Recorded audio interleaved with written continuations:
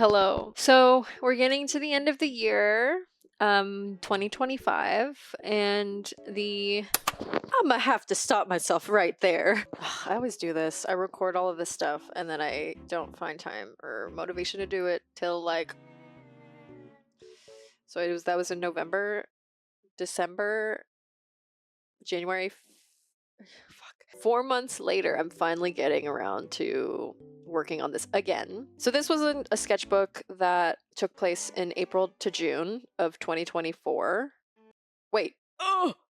That was a sketchbook that took place between April to June 2025. I was starting my new job. I was still on that pathway to drawing more and working on my sketchbook more and having more fun doing art. So I go on to say in this video that this was a sketchbook that I felt really good about and things were starting to look up for me. I don't actually remember what I talk about in this video.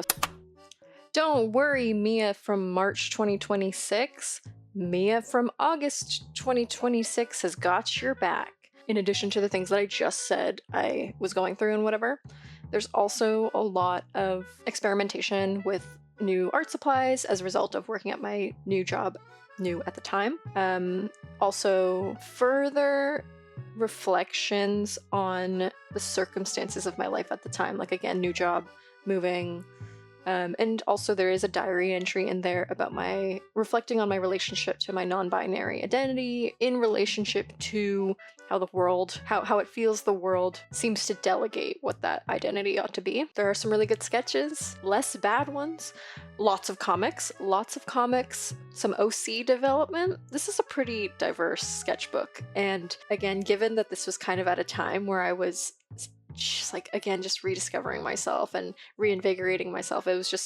It's really nice to see all these months later because, you know, eventually, hopefully, if I get around to talking about my sketchbooks closer to now, there is quite the transformation. So yeah, anyway, enjoy the video.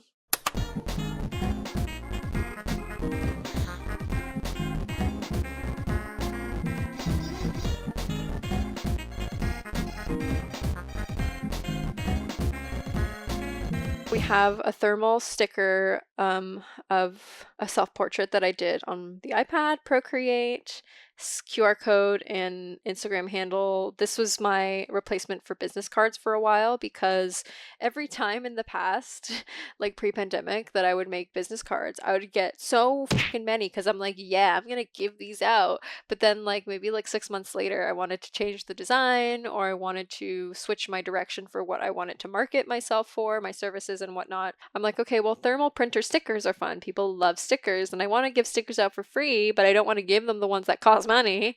So I made thermal sticker printers. And then this sticker I found on the street. It was just on the sidewalk. So upon opening the sketchbook, there are a couple things. There's actually a pile of things. I have a name tag here that says Mia, they, them, Capricorn. So I got this name tag from a collage event that I went to, and that's kind of what all of this is. So, I have a stack of tracing paper. My technique is like if I draw something cool, I'd like to keep tracing paper on me if I wanted to do a second draft. But then I also have a bunch of these magazine clippings from that collage event. Then we have a folded piece of paper, and this, I was trying to develop this OC. I had envisioned a skull being kind of reinvented into like a mask helmet thing, like a knight's mask. So I wanted to try and develop that and see what that would look like. And honestly, this is like one of my favorite things that I've drawn ever. Not even just this version, but this character. And then I was trying to figure out what she would wear and like what the armor would look like, which I'm not as good at. And then this other sheet is just a continuation of those developments, although I didn't get very far. Okay, first art piece, I drew what I was looking at on the street. So I was looking out across the street to the auto shop, I guess is what it is. This was inspired by one of the characters from Alien, the other woman that wasn't Sigourney Weaver. Thumbnail sketches, doodles. I have notes from attending a panel on community spaces. Here is a sketch, a marker sketch of the cranberries. Oh my god. I'm cutting that. The cramps. there's this photo of the Gramps that I saw on Instagram, and I thought it looked cool, so I wanted to draw it. But I didn't think it looked very good, so then that's when I proceeded to write, "It's okay to fail, sad face." And then this one is just a sketch doodle. And then I wrote, "I think I'm too tired for drawing." And then I wrote, "The pursuit of joy," because I think I was realizing that like in drawing and just going with the flow, it's like an active pursuit of finding the joy in art. So, and here are a bunch of thumbnails of the alphabet. So when I was in high school, I attended this like field trip thing. It was like a mini pseudo high school conference that was held at a different high school to mine. And basically different classrooms had different guest speakers and they would talk about different things. And I can't remember who told me this, but the guy was like, if you don't know what to draw on your board, just draw the alphabet. And I'm like, and I have stuck with that since then. So that's what I did. And in true graphic designer, typographic designer form, it's like also good practice for that. Done with Poscas, mostly. And then a no-name marker.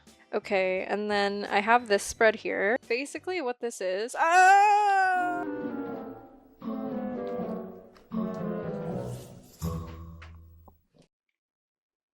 So the deal with this one is that these are also relevant to my therapy session, and basically, so my therapist knows that I'm an artist, so then we were unpacking the different facets of self and how some of them kind of require different levels of care. And so she's like, maybe like after we've identified some of them, like maybe draw what you think they'd look like. So I have a pragmatic version of myself or side of myself, and then I have a gentle side of myself as we've determined. And then this one is just a portrait of me as a kid. Like it's just a copy of a photo of me.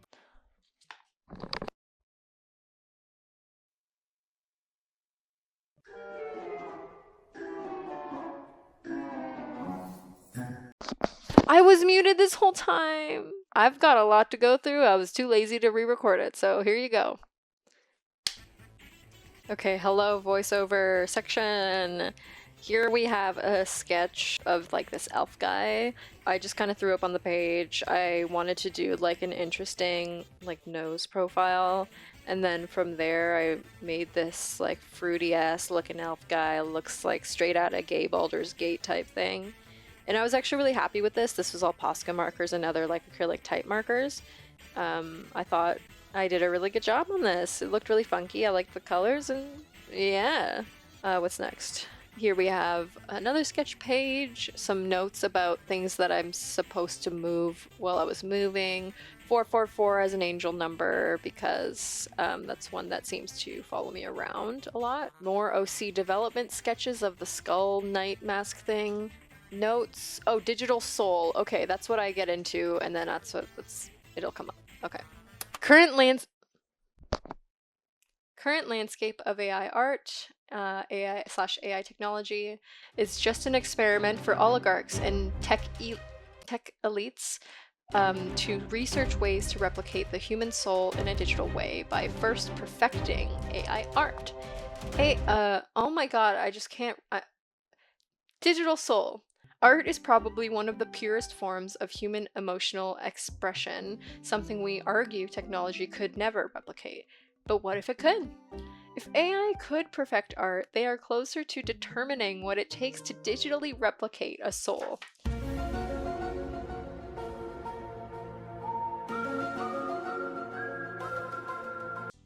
Then we have this spread. This is my like a sketch of my friend. Me and my friends were all hanging out, and then the tulips and the pride thing. It's not related, but I was trying to figure out if I could do how I could conceptualize t-shirt designs in my style for pride. Needless to say, I didn't really get that far, not only because like I was really struggling to commodify my art style for Pride. So interestingly enough, with the style that exists on this page, these like goopy looking eyes, there was a period in 2021, I want to say, where this was the style that I was going for a lot.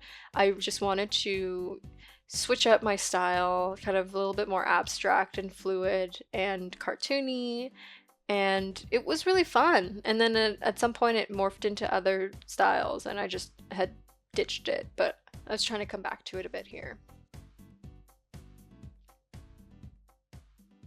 Okay, time to show the ugly stuff. Me trying to do tulips, because I like tulips. So I was like, okay, what motifs of mine can I make into like a pride design? So I was trying to do like the pride flag colors and tulips, but it wasn't fucking working. So I thought, okay, maybe what about koi fish? It was okay. Again, commodifying my shit just doesn't fucking work. Yeah, me trying to figure out more ways of more ways of pridifying my motifs not working. Okay, cool spread. We were hanging out with friends and someone brought grapes. They were in this cool bowl, so I wanted to draw it. This one's pretty cool.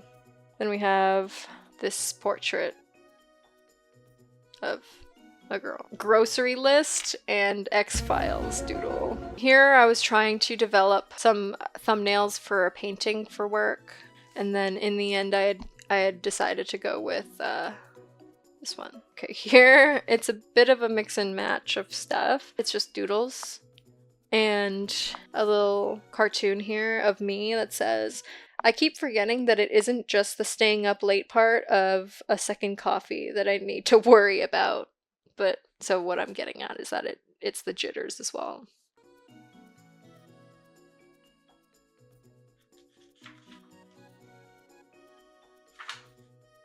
I was trying to develop some kind of character in this one. Wasn't working.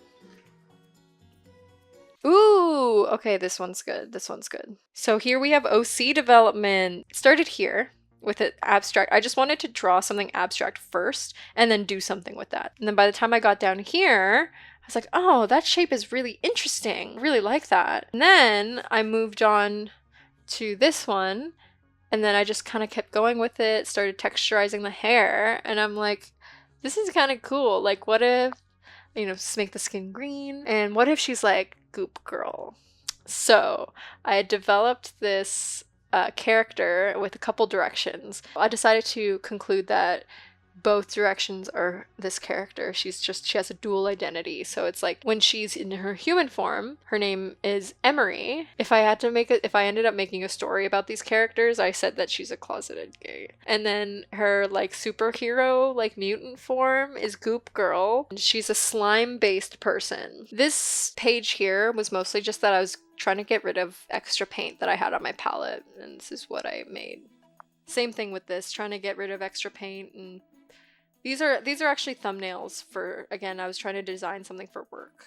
And then here, so this is another character from that would be next to Goop Girl. This, I don't know if I developed a name for her yet, but basically her power, so this is her human form here in the middle, and then her like mutant form is that her hair kind of grows and becomes like amorphous and can create a portal in between like the spikes of hair on the top there. She kind of also has like a bit of an electric kind of form, like I guess she uses like this electricity charge to power up the portal or something. Also, the idea is that they would all be in a band. I'm kind of obsessed with the idea of like people being in a band. There's something about characterizing people based on the instruments that they play that is really fun. Kind of like a horoscope, so. Oh, okay, so I wrote here that what if her power is that she can open portals above her head and they're manifestations of her dreams and mind power. So she kind of goes rogue and like lets her dreams kind of take over in her mutant form and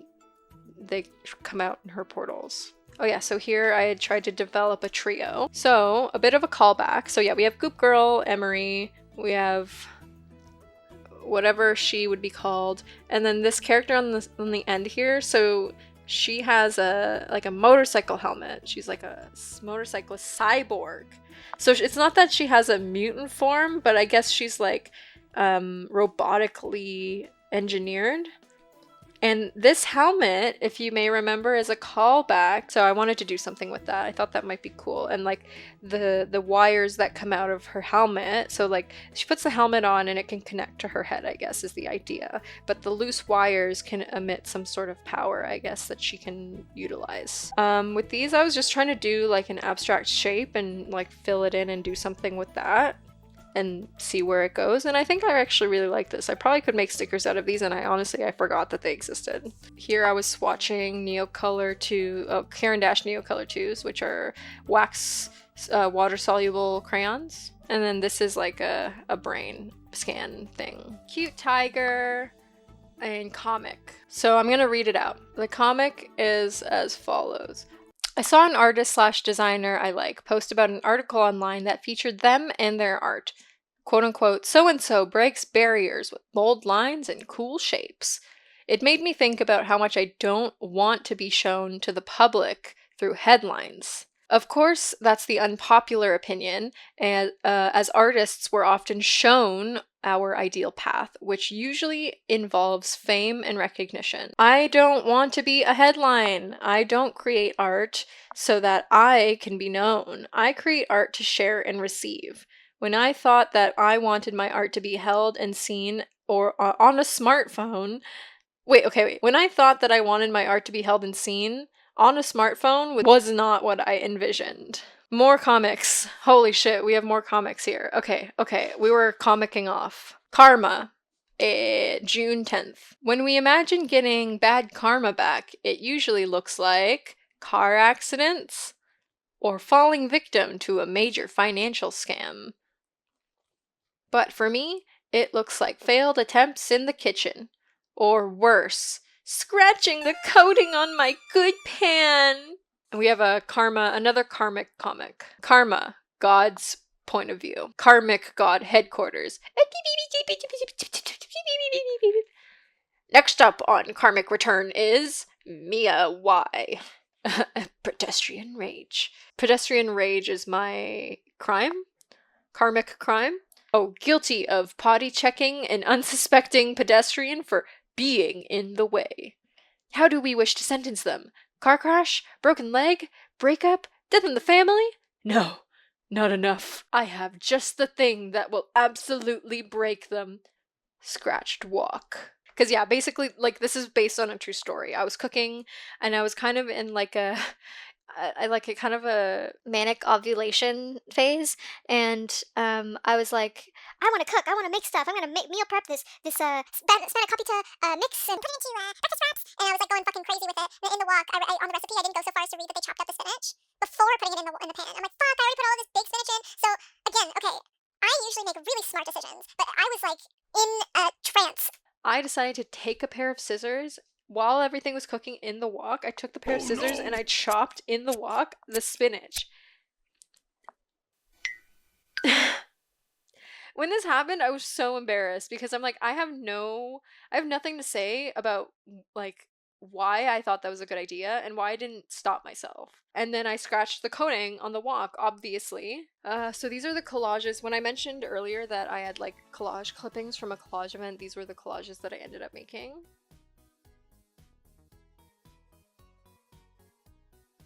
And then we have another comic. So this one is a Toronto-specific comic about the 506 college streetcar. Waiting for the 506. Oh great, I'll make it just in time. Traffic is pretty bad. I see a Dundas car. Let me check the times again. College car now says 3 minutes. Last one, I'm gonna go get that Dundas car. And then, but like right after the Dundas car is the college one that is totally not 3 minutes away. So basically, this was about the struggle of like waiting for the streetcars, like in the West End, and how like the app will say this or that, but it's not always true. Ooh. This one's nice. In this spread, I must have just gotten my Kuretake Gansai Tambi. Okay, we have more comics and like thumbnail stuff. So basically on this page, I started wanting to do a comic, but then okay, I'll just read it. So random recent memories. Getting a random gushing nosebleed as a kid. I had another one, but I forgot. And then I was trying to develop some cool, like, abstract thumbnails. And then on the other page, oh fuck, on the other page we have another comic. Hold up. Innocent farmer goes to a smut reading circle. So, who wants to go first? Me! I'd say I'm the biggest smut fan around. Specifically, corn smut. It has a more subtle flavor. So the whole point is that I think I was talking to my coworkers. We were talking about corn smut and how corn smut, I was like, what, like sexual literature based on corn? And they're like, no, it's a type of mold that grows on corn or something. And I'm like, that would make for a great fucking skit. Holbein acrylic gouache. And Holbein watercolor. Flower stuff, because I like flowers. Another thing, I think I had extra paint, so I was drawing some just like swatches and stuff for backgrounds. Another comic. Salon Faux Pas. So Salonpas is the Japanese like icy hot patch for your muscles. Directions, no more than 2 at a time. No more than 2, eh?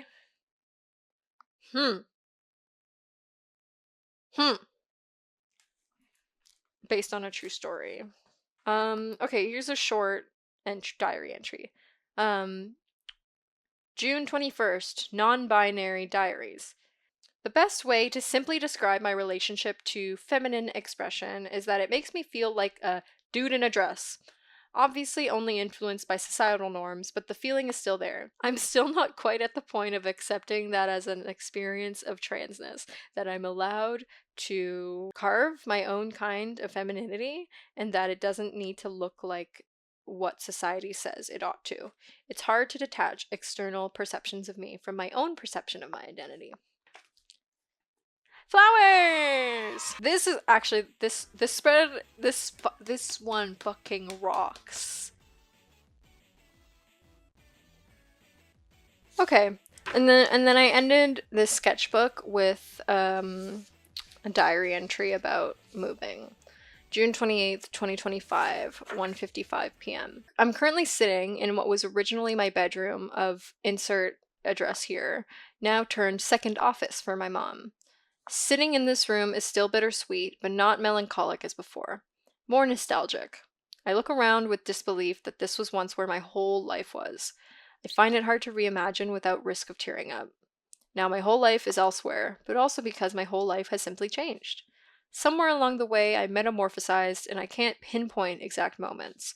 I guess, in a way, moving out was a way for me to release myself, not from my parents, but from the self that took me here. I never really thought of it this way, but I suppose a case could be made for ways I held myself back in my own space as a result of inheriting old habits through my home. Present me facing consequences of past me. The difference between then and now is now I get to rebuild with a partner. For better or for worse, hopefully not the latter. I just need to learn to enjoy what I have. It's okay to work hard for it, too, but remember to experience the joy you worked so hard to get. End sketchbook.